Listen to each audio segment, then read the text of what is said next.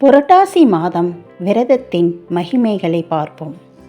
புரட்டாசி மாதத்தில் விரதம் இருப்பதாலும் புரட்டாசி சனிக்கிழமைக்கு உள்ள முக்கியத்துவமும் என்ன என்பதை விரிவாக பார்ப்போம். தமிழ் மாதங்களில் 6வதாக இருக்கும் மாதம் புரட்டாசி. மிகவும் தெய்வீக தன்மை நிறைந்த மாதமாகவும் பகவான் விஷ்ணுவுக்கு உகந்த மாதமாகவும் இந்த புரட்டாசி மாதம் பார்க்கப்படுகிறது. ஒவ்வொரு மாதத்திலும் சில நாட்கள் விரத நாட்களாக இருப்பது வழக்கம். ஆனால் புரட்டாசி மாதமும் சனி விரதம், நவராத்திரி விரதம் என மாதம் முழுவதும் விரதமாகவும் திருவிழா கோலமாகவும் தான் இருக்கிறது. பொதுவாக சனிக்கிழமைகளில் பெருமாள் தரிசிப்பது விசேஷமானது.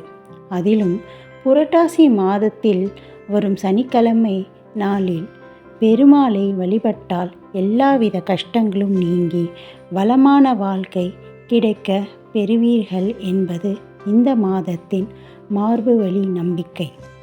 9 கோள்களில் ஒன்றான புதன் கிரகத்துக்கு உரியதாக பார்க்கப்படுகிறது. புதன் பகவான் ஆதி தேவனான மகாவிஷ்ணு உள்ளார்.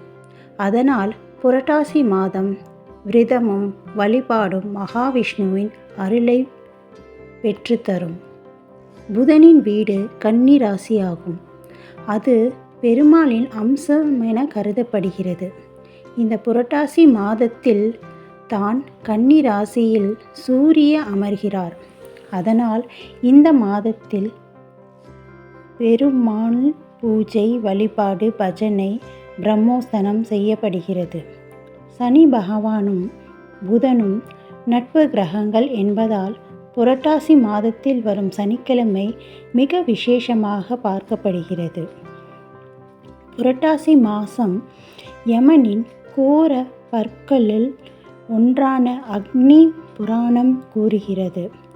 இதனால் இந்த மாதத்தில் நாம் பெருமாளை வழிபட்டு வந்தால் யமபயம் நீங்கி நல்ல வாழ்க்கை பெறலாம். ஒவ்வொரு சனிக்கிழமைகளில் விரதம் இருந்து பெருமாளை வணங்குவது நல்லது. அப்படி விரதத்தை மேற்கொள்ள முடியாதவர்கள் புரட்டாசியில் வரும் சனிக்கிழமைகளில் விரதம் இருந்து பூஜை செய்து வழிபட்டு வந்தால், முடிந்த அளவிற்கு அன்னதானம் செய்தால் பெருமாளின் அருள் கிடைக்கும்.